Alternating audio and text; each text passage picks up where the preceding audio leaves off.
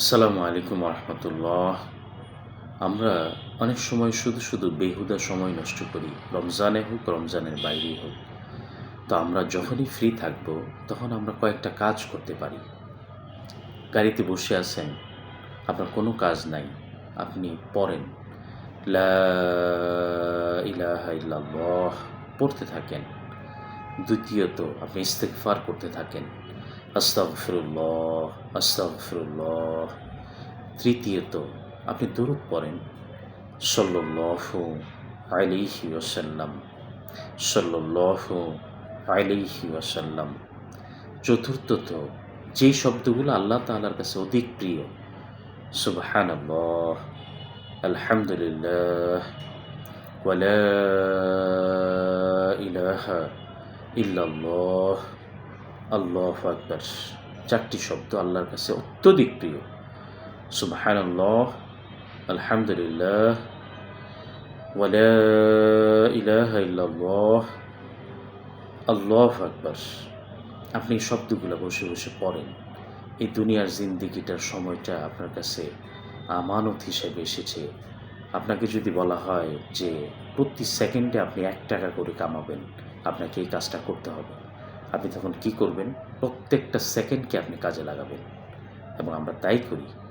কিন্তু আমরা কেন ভুলে যাই যে আমাদের দুনিয়ার সময়টা অনেক ভ্যালুয়েবল টাইম।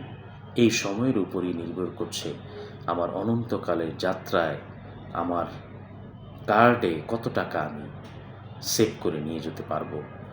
তো আমরা বেহুদা সময় নষ্ট না করে আমরা এই কাজগুলা করি, কালেমা পড়ি, ইস্তেগফার করি। ইস্তেগফারের জন্য বলা হয়েছে যে ব্যক্তি বেশি বেশি ইস্তেগফার করবে, আস্তাগফিরুল্লাহ, আল্লাহর কাছে মাপ চাবে, তার সমস্ত হালাল দোয়া কবুল করা হবে।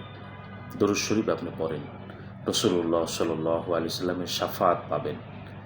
আপনি আল্লাহ তাআলার যে সবচেয়ে কাছের শব্দ, যেগুলো আল্লাহ তাআলা যে শব্দগুলোকে সবচেয়ে বেশি ভালোবাসেন, সুবহানাল্লাহ, আলহামদুলিল্লাহ, ওয়া লা ইলাহা ইল্লাল্লাহ, আল্লাহু আকবার। আল্লাহর প্রিয় শব্দগুলো আপনি পড়তে থাকবেন, আর আল্লাহ তাআলা আপনাকে বিপদে রাখবে। এটা কোনোদিন হতে পারে? তো আমরা সময়গুলোকে কাজে লাগাই। এই সময়গুলো আর আসবে না। আজকের যে দিনটা চলে যাচ্ছে, কিয়ামত পর্যন্ত এই দিনটা আর কোনো দিন ফিরে আসবে না। তো ভাই, যারা গাড়িতে, হাটে, মাঠে, অফিসে বেহুদা বসে আছি, আসুন এই আমলগুলো করে নিজেদের আখিরাতের ভাণ্ডারকে সমৃদ্ধ করি। আল্লাহ তাআলা তৌফিক দান করুন। আসসালামু আলাইকুম ওয়া রাহমাতুল্লাহ।